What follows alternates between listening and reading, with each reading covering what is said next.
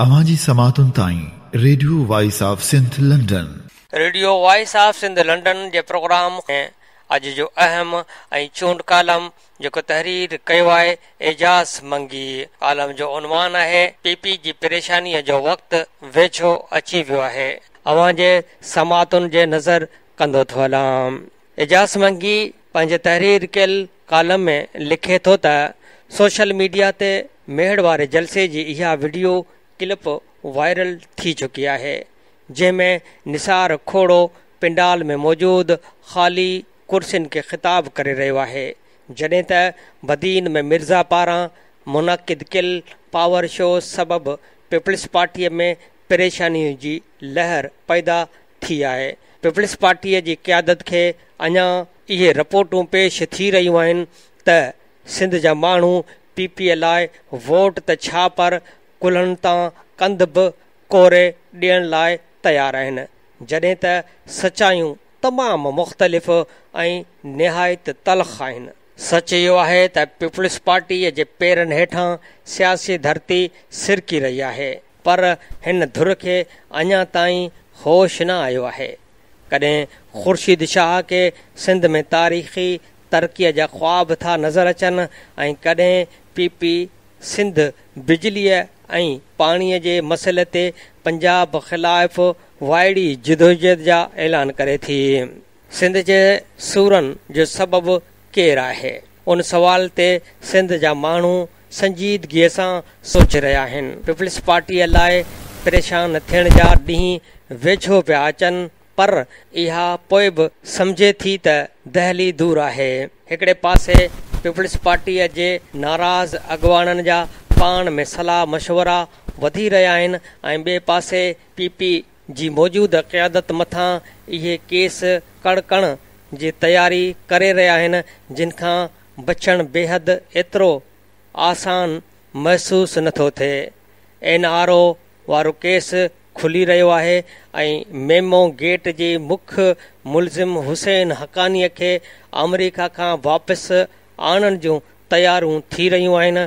सियासी मुबसरनि जो ख़्यालु आहे त हुसैन हक़ानी पंहिंजी जान बचाइण लाइ आसिफ़ ज़रदारीअ मथां सुल्तानी गवाह बणिजी वेंदो।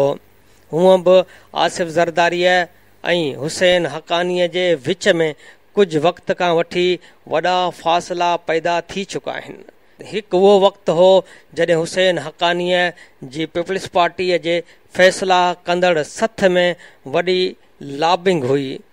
हिन जे चवण ते चङा ख़ासा हमरा वॾनि उहिदनि ते मुक़ररु थींदा हुआ। अवाम में वॾा दानिश्वर सम्झिया वेंदड़ फ़र्द हुसैन हक़ानी ऐं हिन जी फैमिलीअ जा ज़ाती ख़िदमतगार थी हलंदा हुआ।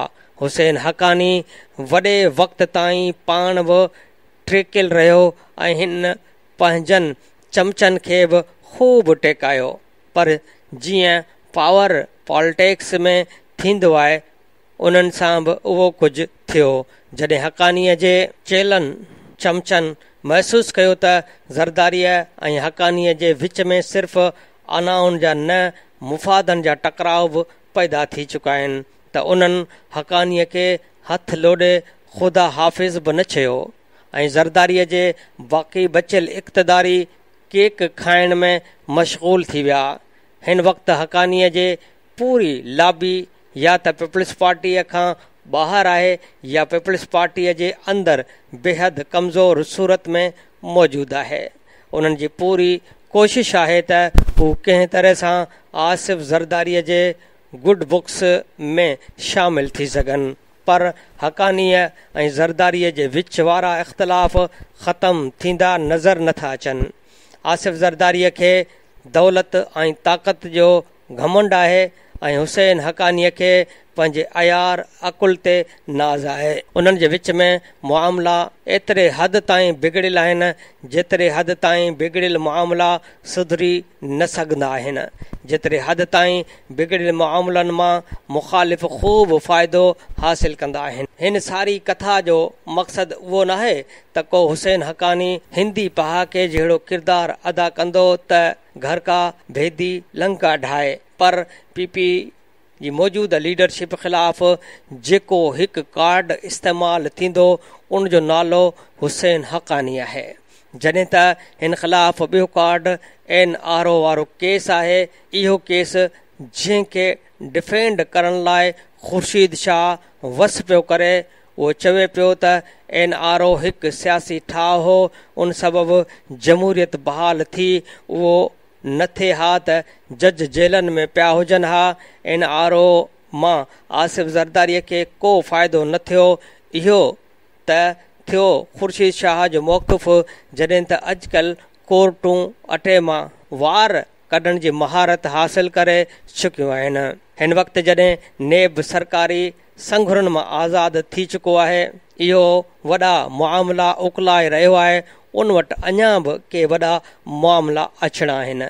जॾहिं नेब ऐं FIA सिंध में हथ विझंदा हुआ तॾहिं PP जा चङा ख़ासा सियासी अॻवान उहो अजब जहिड़ो मेणू ॾींदा हुआ त पंजाब में करप्शन ख़िलाफ़ कुझु न पियो थिए। हाणे जॾहिं एहतसाब पंजाब जे हुक्मरान धुर खे नेज़े जे नोक ते खड़ो कयो आहे, तॾहिं सिंध जे सिलसिले में पीपल्स पार्टीअ वटि छा रहियो आहे। इहा पीपल्स पार्टी जे नवाज़ शरीफ़ ख़िलाफ़ मौक़िफ़ इख़्तियार कंदे वस वारनि जे दिलि में नरम गोशो पैदा करण जी कोशिश कई। तंहिं पीपल्स पार्टीअ जी क़यादत खे तमामु जल्द पंहिंजे सियासी तनाईअ जो अहसास बि थियणु लॻंदो। जेकॾहिं पीपल्स पार्टी कंहिं रीत बेनज़ीर भुट्टो जे यादि जो ॾीओ ॿारे रखे हा त हिन वक़्तु उन जी बचाव जो को बहानो पैदा बि थी पवे हा। पर फरियाल टालपुर जो किरदारु एतिरो त वधी वियो आहे जो बेनज़ीर भुट्टो जो पाछो तमामु घणो घटिजी वियो आहे।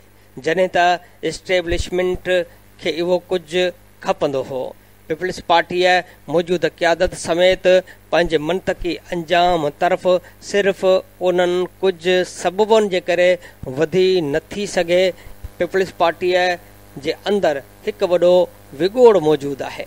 पीपल्स पार्टीअ जे अंदरि इख़्तिलाफ़नि जा केतिराई ख़ामोश तूफ़ानी कर वराए रहिया आहिनि। पीपल्स पार्टीअ जे असुल नुक़सान जो कारण उन्हनि माण्हुनि जो आवाज़ आहे जेके काफ़ी हद ताईं बहितर साख जा मालिक रहिया आहिनि।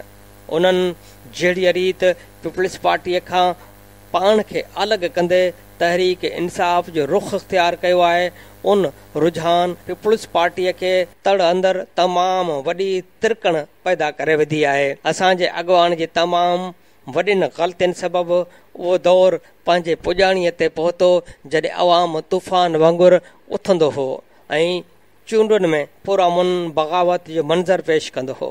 हिन वक़्तु चूंड खटण जे सिलसिले में इंतिज़ामिया जी भरपूर मदद खां सवाइ ॻोठनि जे नंढनि वॾेरनि ऐं शहरनि जे सियासी वापारियुनि जो किरदारु तमामु घणो वधी वियो आहे। इहे राज पाड़ा ऐं बिरादरियूं मेड़े अचनि था।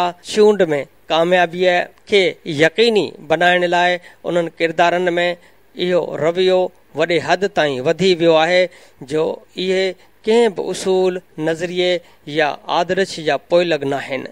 इहे सिधा सवां पावर ब्रोकर्स आहिनि। इहे पंहिंजे क़ीमती हिमायत उन्हनि पार्टियुनि जे झोलियुनि में विझनि था जिन पार्टियुनि जे खटे अचण जा इम्कान घणा हूंदा आहिनि। इहा सूरत हाल हिकु तरह सां उन्हनि बुकेज़ जहिड़ी आहे जेके क्रिकेट मैचनि में वॾा दाव हणाईंदा आहिनि। इहा जिन्स एतिरी त प्रोफेशनल आहे जो इहा पंहिंजे ज़ाती लॻलाॻापन खे पासे ते रखी सिधे लहजे में ॻाल्हाईंदी आहे। इहा साफ़ लफ़्ज़नि में चवंदी आहे त अव्हां जा अहसान न ॻाए सघूं था न लाहे सघूं था। अव्हां जे थोरनि हेठां हमेशह दॿियल रहंदासीं, पर हीअ मामिलो ॿियो आहे। अव्हां खे असां खां वधीक ख़बर आहे त उन मामले में असां अकेला न आहियूं। हिकु पूरी मशीनरी आहे। अव्हां जे चवण ते मां अलॻि बि थी वञा त को ख़ासि फ़र्क़ु न पवंदो, पर जेकॾहिं उन सथ में शामिलु हूंदुसि त मुमकिन आहे त अव्हां जे कंहिं कमु अची सघां। उन करे अवां पाण मोकल ॾियो त उन पासे वञिजे। बाक़ी अव्हां खे पतो आहे त हिन भेरे जूं हवाऊं ॿियूं आहिनि।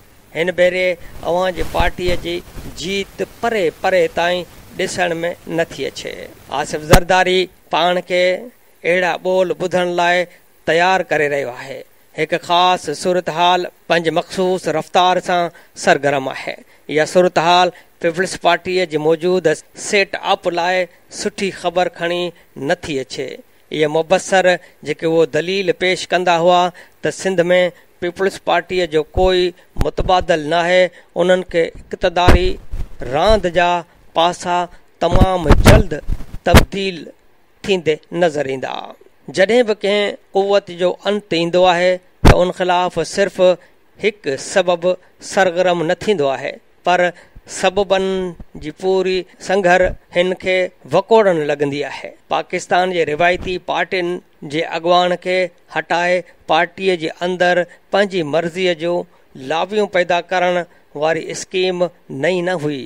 इहा स्कीम अल्ताफ़ हुसैन ऐं नवाज़ शरीफ़ ताईं ख़तमु थींदे नज़र नथी अचे। इहा स्कीम पंहिंजे मंतक़ी अंजाम ताईं पहुचण लाइ वधी रही आहे। उन करे पीपल्स पार्टी जी मौजूदा क़यादत ख़िलाफ़ जिन धुरियुनि में क्रोध आहे, उहे धुरियूं पाण में वेझो बि अचनि थियूं ऐं उन्हनि जी सूरत में हिकु मुतबादल बि ठही रहियो आहे। उन्हनि धुरियुनि खे पंहिंजो सियासी सुञाण लाइ जेको करप्शन खां आजो ऐं पॉपुलर चहिरो घुर्जे, उहो इमरान ख़ान जी सूरत में मौजूदु आहे। इमरान ख़ान जे वेझो ईंदड़ इहे फ़र्द चूंडनि में वॾो फ़र्क़ु पैदा कंदा। पीपल्स पार्टी हिकु नज़रियाती पार्टी नाहे, जॾहिं त दबाउ में पंहिंजे मिज़ाज जे नज़रियाती पार्टियुनि जे माण्हुनि खे बि पंहिंजा सियासी दग तब्दील कंदे ॾिठो वियो आहे। उन्हनि माण्हुनि खे पीपल्स पार्टीअ मां पंहिंजा पलो आजा करण लाइ जेको इख़्लाक़ी बहानो घुर्जे, उन बहाने जा त वॾा ढेर लॻी रहिया आहिनि। पंजाब में पीपल्स पार्टीअ जे वॾे नाले नदीम अफ़ज़ल चन्न जहिड़ी रीति चूंडुनि खां 4 महीना अॻु पीपल्स पार्टीअ खे छॾे तहरीक इंसाफ़ में शमूलियत इख़्तियार कई आहे, उन सां पीपल्स पार्टीअ खे सिर्फ़ु पंजाब में न पर पूरे पाकिस्तान में नुक़सानु पवंदो। उन नुक़सान जा मुहांडा पधरा थी रहिया आहिनि। इहा हिकु हक़ीक़त आहे त पाकिस्तान में सियासी पार्टियूं तब्दील करण वारनि खे अवाम इज़त जी नज़र सां न ॾिसंदो आहे। पंजाब में मुस्लिम लीग नून ऐं तहरीक इंसाफ़ जे सिलसिले में भले उहो कुझु न हुजे, पर पंजाब तोड़े सिंध में पीपल्स पार्टीअ ऐं तहरीक इंसाफ़ जे सिलसिले में इहा निस्बत मुख़्तलिफ़ आहे। पंजाब ऐं सिंध में जेकॾहिं कोई पीपल्स पार्टीअ खे छॾे तहरीक इंसाफ़ में शामिल थिए थो त उनखे उन नज़र सां नथो ॾिठो वञे त हू शहीदनि जी पार्टी छॾे तहरीक इंसाफ़ में शामिल थियो आहे। उनखे उन नज़र सां ॾिठो थो वञे त हू आसिफ ज़रदारीअ खां आजो थी इमरान ख़ान तरफ़ वियो आहे। पंजाब ऐं सिंध में अहिड़ो रुझान पीपल्स पार्टीअ लाइ तमामु मुश्किल माहौल खे जनम ॾेई रहियो आहे, ख़ासि तौर ते तॾहिं जॾहिं पीपल्स पार्टी छॾे वेंदड़ अॻुवान शर्मिंदगीअ जो इज़हार करण बदिरां पूरे एतमाद सां इहो था चवनि त जेकॾहिं नज़रिये जो नालो शर्जील मेमन आहे त पोइ आऊं माफ़ी थो वठां। ऐं न फ़क़ति उहो, पर नदीम अफ़ज़ल इहो बि चयो हो त भुट्टो ऐं बेनज़ीर जा ख़्वाब इमरान पूरा करे त ग़ैर मशरूत सिपाही थींदुसि।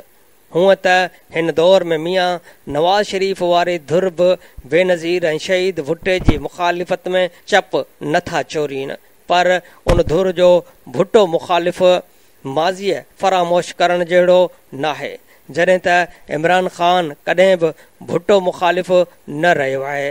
हिन जी पार्टीअ में शामिल थियण वारनि जे मुंहं ते शर्मसारीअ जा पाछा न पवंदा। इहे समूरा सबब पीपल्स पार्टीअ जे इक़्तिदारी सियासत वारा बुनियाद लोॾण लाइ तयारु थी रहिया आहिनि, पर छा पीपल्स पार्टीअ जी मौजूदा क़यादत पंहिंजे अहिड़े मुश्किल मरहले खे क़बूल करण लाइ तयारु आहे?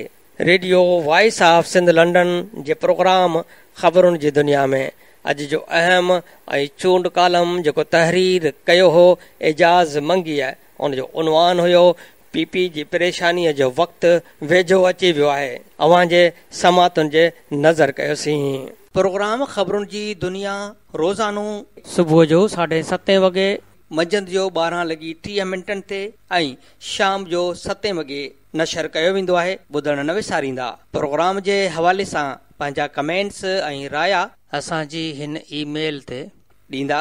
ईमेल आहे info@radiovoiceofsindh.com। तव्हांजे रायनि ऐं कमेंट्स जो इंतज़ारु रहंदो। हाणे फाज़िल चना खे ॾींदा इजाज़त। अल्लाह निगहबान।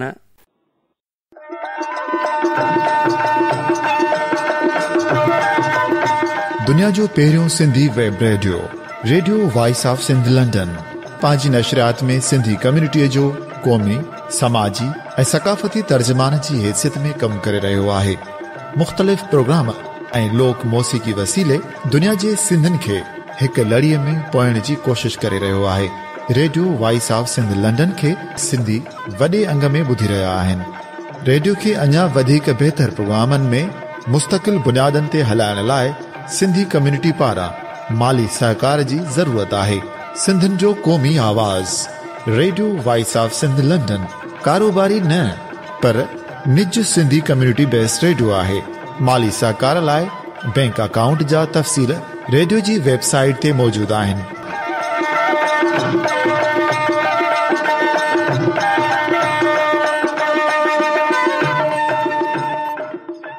अवां जी समातुनि ताईं radio voice of Sindh London